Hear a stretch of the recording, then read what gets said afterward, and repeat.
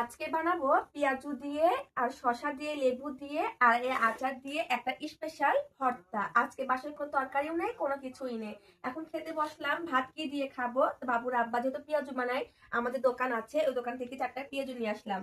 এখন বললাম বাসায় একটু শুকনো একটা শসা ছিল, তাই বুদ্ধি করে এখন ভর্তা করে নিব। সবসময় তো আর তরকারি থাকে না, তরকারি কিন্তু ফুরিয়ে যায়। এভাবে বুদ্ধি করে কিন্তু খেলে অনেক কিছু খাওয়া যায়। তো আজকে আপনাদের মাঝে শেয়ার করবো পেঁয়াজু কিভাবে ভর্তা করবো। এখন আমি শসা ছুলে নিয়ে এখন ধুয়ে নেব, আর এখন আমি কুচি কুচি করে কেটে নেব। আর এই ভর্তার মধ্যে যদি চানাচুর দেওয়া হয়, যেহেতু আমার কাছে আজকে চানাচুর ছিল না, তো চানাচুর দিতে পারছি না, আপনারা পারলে চানাচুর দিতে পারেন। তাহলে কিন্তু একবার হলেও ট্রাই করে খেতে খেতে পারেন, ডাউল ভাত কিংবা রুটি দিয়ে খেতে কিন্তু বেশি মজা লাগে। এখন আমি কয়েকটা পেঁয়াজ আগে থেকে ছুলে রেখেছিলাম, এই পেঁয়াজগুলো এখন আমি কেটে নেব। আর দেখতে থাকুন আমি কিভাবে ভর্তাটা করি।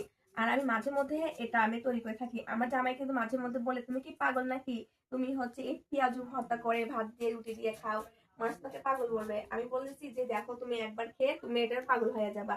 এখন আমার জামাই নিজেই বলে যে তোমার পেঁয়াজুর স্পেশাল ভর্তা আমাকে করে খাওয়াও।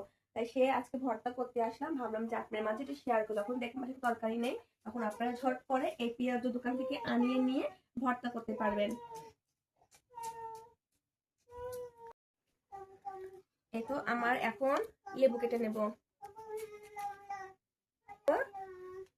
আমার পেঁয়াজ মরিচ কাটা ডান। এখন আমি এর মধ্যে দিয়ে দেবো আচারের কিছু তেল। আর এটা কিন্তু সেই আচার, এই আচারটা কিন্তু ঝাল আচার। আর এই আচারে তেল দিলে অনেক মজাটা স্মেল আসবে। আর এখন আমি এগুলোকে একটু সস্তা করে ভেঙে নেব। আর এখন দেখেন লেবু চিপাতে আচারে তেল দেওয়াতে এত মজার একটা গন্ধ বের হয়েছে গাইস, কি যে বলবো। আমার তো জিভে পানি চলে আসছে, কখন আমি খাবো। তো দেখেন আগে আমি খাবো, এই কারণ আমার জিভে জল চলে আসছে, আর সহ্য হচ্ছে না আমার। উম,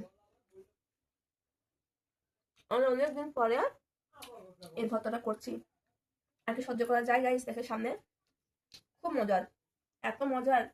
বাসায় পেঁয়াজ বানা নিয়ে চটকি বানাতে পারবেন। আমি খেয়ে নেবো। দেখেন আমি রুটিগুলো এখন নিয়ে আসছি, আর আজকে দোকানে একটা রুটিও বিক্রয় হয় নাই। এখন বাসায় ভাতও রান্না করি নাই, তরকারিও নেই, যার কারণে দোকান থেকে আমি এগুলো নিয়ে এসে ভর্তা করে নিয়েছি। বিসমিল্লাহ। অনেক মজা, অনেক মজা, মানে অনেক মজা। একবার হলে বাসায় ট্রাই করবেন এই পেঁয়াজ শসা দিয়ে আর আচারের তেল লেবু দিয়ে ভর্তাটা।